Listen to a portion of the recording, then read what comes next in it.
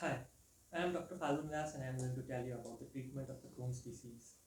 In the previous section, we just have seen the treatment of ulcerative colitis. The treatment of Crohn's disease I am telling you here is also based on the recommendation of the American Gastroenterological Association.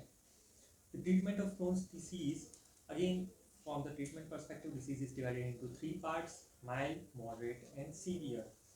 Based on the Crohn's disease activity index, which is 15 questionnaire item. I'm putting the link to it in the description below. You can check the Crohn's disease activity index.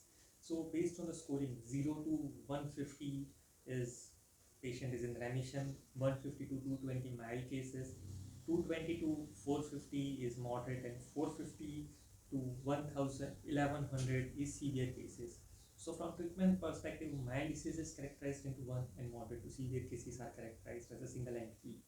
Treatment of Crohn's disease is more difficult compared to the ulcerative colitis because mesalamine preparations which are having a predominant role for the mild cases of ulcerative colitis are not effective or having a controversial role when it comes to Crohn's disease.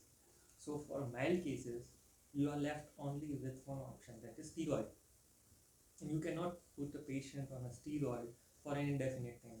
So steroids are used for induction of remission, but for maintenance, we have to seek the other options.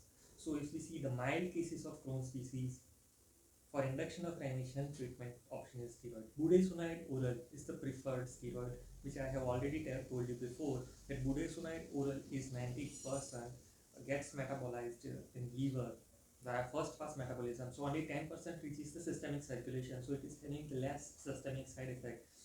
If patient is not maintained with budesonide oral or induction of remission is not possible with budesonide oral, then patient is put in the prednisone orally. Prednisone has more widespread systemic effect, so also it has more side effect. Patient can be put on prednisone for 2 months, on budesonide for maximum of 6 months, and then it's required to be discontinued.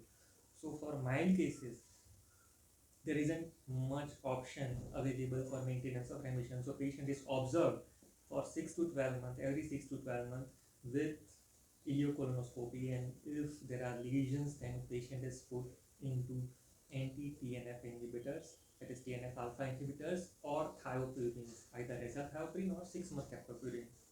This is about the mild cases of Crohn's disease. For moderate to severe cases of Crohn's disease, the treatment is almost similar, in line with ulcerative colitis.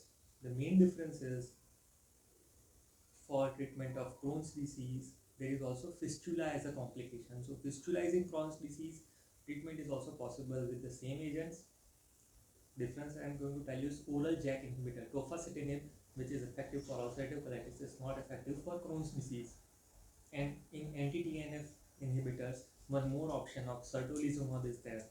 So anti-TNF or TNF alpha inhibitors are the mainstay of treatment for moderate to severe Crohn's disease.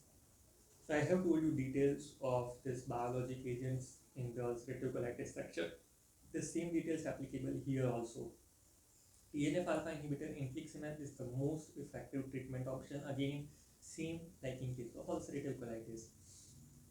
This TNF alpha inhibitors are bearing the black box warning of increased risk of infection as a malignancy, so they are not given in these two cases, and patient require other treatment options like anti-IL-12 and 23 inhibitors, that is ustekinumab, and anti-integrins therapy that are acting against alpha 4 beta 7, vedolizumab.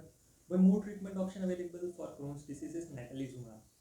These are non-specific inhibitors of alpha integrins. One big problem with natalizumab is development of progressive multifocal leukoencephalopathy, which is a very severe infection of the brain that results in either permanent disability or death. So natalizumab is gone out of favor for treatment of Crohn's disease. So we are left with three biological classes: TNF alpha inhibitors, anti-integrins, vedolizumab, and IL-12 23 inhibitors. Again, like I have told you in the previous class, that ulcerative colitis, TNF alpha inhibitors are used in conjunction with immunomodulators to reduce their immunogenicity, and this combination provides better efficacy.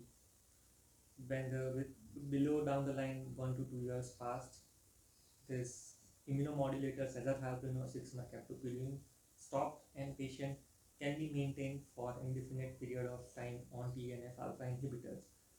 So patient mostly maintain remission with TNF alpha inhibitors, but there can be cases of relapse infrequently in between different patients.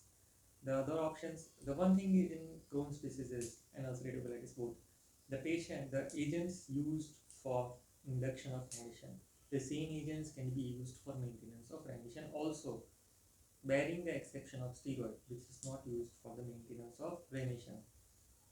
So this is in brief the treatment options or the treatment paradigm of Crohn's disease.